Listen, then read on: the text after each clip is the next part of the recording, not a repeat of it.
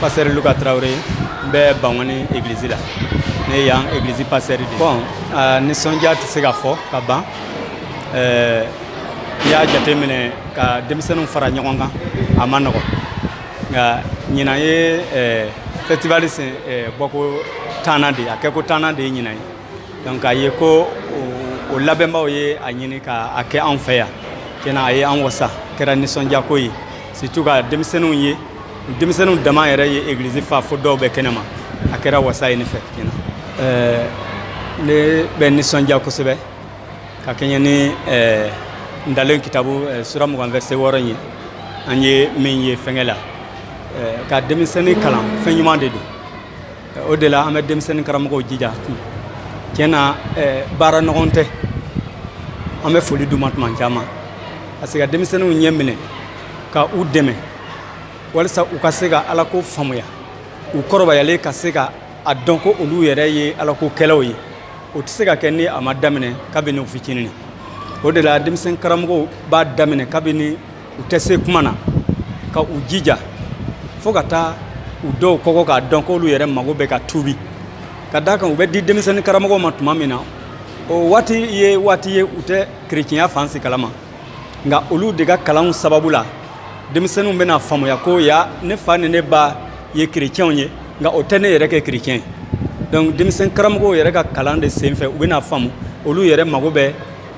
ka kɛ Yesu ta ye nka o ɲɛnatɔmɔli bɛ bɔ olu yɛrɛ de la donc denmisɛnnin karamɔgɔw u bɛ baara min na tiɲɛna an kɔni bɛ u jija baara nɔgɔn tɛ nka an kɔni b'a dɔn ko u ka kan ni dɛmɛni ye u ka kan ni jijali fana ye walasa baara ka se ka taa ɲɛ laban min bɛ n bolo ka ɲɛsin denmisɛnnin karamɔgɔw ma ani ka ɲɛsin denmisɛnninw ma fɔlɔ ka ɲɛsin denmisɛnnin karamɔgɔw ma an bɛ don min na i ko bi diɲɛ ma nɔgɔn ni denmisɛnninw ma kalan Ala ko la kabini ni fitinin an b'a la ka ko dama minnu ye diɲɛ kɔnɔ bi mɔgɔw yɛrɛ bɛ ka kalan sugu sifa dɔw sɔrɔ u yɛrɛ ye min ni adamadenya fan si tɛ taa fan kelen fɛ tuma dɔ i bɛ mɔgɔ dɔw ye a b'a la ka ko dɔ kɛ adamaden de don Ala ka danfɛn don a man ɲi i k'a dɔgɔya n'o tɛ i b'a ye ko danfara tɛ ani baganya yɛrɛ cɛ donc an kɔni bɛ an jija ka denmisɛnnin karamɔgɔw jija walasa u ka se ka u seko bɛɛ kɛ ka denmisɛnninw dɛmɛ ka u jija walasa ka se ka kalan jɛlen d'u ma ani ka denmisɛnninw fana ka u jija n'u bɛ kalan waati min na u ka sɔn ka to yɔrɔ kelen ka lamɛnni kɛ ka faamuyali kɛ walasa an mago bɛ kalan min ka to u hakili la u kɔrɔbayalen an ka se ka o nɔ ye u ka ɲɛnamaya kɔnɔ donc o ye n ka ladili ye ka ɲɛsin denmisɛnnin karamɔgɔw ani denmisɛnninw bɛɛ ma aw ni ce. Ne tɔgɔ ye Ruben pasteur Ruben Kulubali ye ne sigiyɔrɔ bɛnnen bɛ Fajigila Dumanzana église ma kun min y'an se Bangoni église la wulada in na o ye denmisɛnninw ka lajɛ dɔ bɛ an fɛ en commune 1 ni commune 2 o église damadɔw de farala ɲɔgɔn kan n b'a fɔ ka jɛya ko alidabɔba ne bɛ olu la ɲinɛ ye a san 10nan ye ani a san 10nan san 2020 o février kalo tile 8 n'o ye bi ye u ye u wasa don ne na ka kɛ u ladiba ye o dɔrɔn tɛ nka u y'a ɲini n fɛ ko ka kɛ ɲinɛ denfa ye ka d'a kan nin ko daminɛna tuma min na u sera ma k'an ka ladili ɲini denmisɛn karamɔgɔw an bɛ se k'u bilasira cogo min na nin fɛn in kɛkun ye min ye an sɔnna ma ka da Ala ka kuma yɛrɛ kan i ko aw ɲɛ bɛ a sɛbɛnlen na cogo min u tun ye fɛn min sɛbɛn k'a dulon sanfɛ o ye nin ye ntalen sura 22 verset 6 ko denmisɛn ka kan ka sira min taama i ka kala o la kabini a fitinin hali n'a kɔrɔla a tɛ na o bila n'i b'o jate minɛ an b'a ye k'a fɔ ko denmisɛnninw u jɔyɔrɔ ka bon olu de ye sini église ye olu de ye sini an ka gaw ye olu de ye sini jamanadenw ye o de y'a to kabini sisan an bɛ u labɛn walisa ka se ka kɛ mɔgɔ basigilenw ye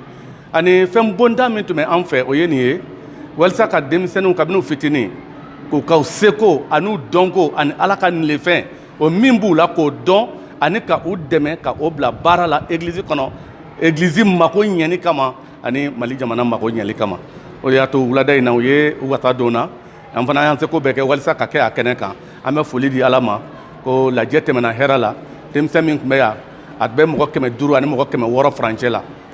barikadali ko y'o ye kalan minnu bɛɛ bɛ di églisew la kalan minnu bɛɛ dira an jigi b'a kan ko u na se ka an ka églisew ni an ka gaw ani Mali u na se ka kɛ o jɔbaa ye don nataw la a foli bɛ aw ye aw fana nali kosɔn an ka nin lajɛ kɛnɛ kan aw ni ce aw k'an bɛn wagati wɛrɛ. Moi c'est Job Amangoué Tessoué. Je suis un ancien de l'église de Boukachoumou et j'aime collaborer avec les enfants et avec les moniteurs d'enfants. Et cet après-midi, nous sommes à l'église de Manconi pour la 10e édition de ce festival des enfants. Et d'abord, nous remercions le Seigneur qui a permis que nous puissions avoir cette 10e édition. Mais il faut aussi remercier les initiateurs, parce que quand on parle d'événements, ça veut dire qu'il y a des gens derrière qui l'ont initié. Et il faut remercier Daniel Jacques Dambélé, qui est quand même l'initiateur de ce festival depuis la première édition. Et aussi remercier Fébé Koulibaly aussi, qui l'a aidé pendant qu'il était en mutation au port de Bamako, pour simplement dire que enseigner les enfants n'est pas chose facile. Mais les moniteurs sont formés pour ça. Et tout le monde est d'avis qu'aujourd'hui, un enfant qui a une bonne culture, qui a été bien enseigné, est un enfant qui se maintient dans cette vie trouble. Donc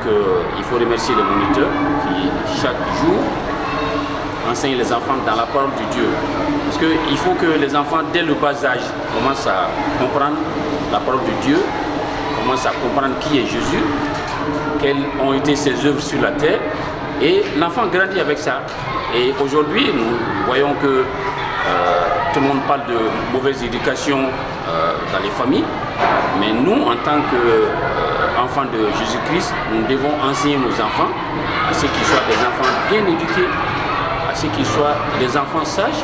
et à ce qu'ils soient des enfants aussi qui suivent la parole de Dieu comme cela se doit. Et je pense que les moniteurs sont là pour enseigner cela aux enfants. Et cette 10e édition concrétise tout le travail qui a été fait depuis la première édition jusqu'à cet après-midi. Et nous voulons souhaiter que d'autres éditions suivent et que les enfants soient de plus en plus nombreux à pouvoir participer à ce genre de festival. Voilà ce que j'avais à dire. Merci bien. Daniel Jacques Dambélé, le festival des chorales des enfants coordinateur.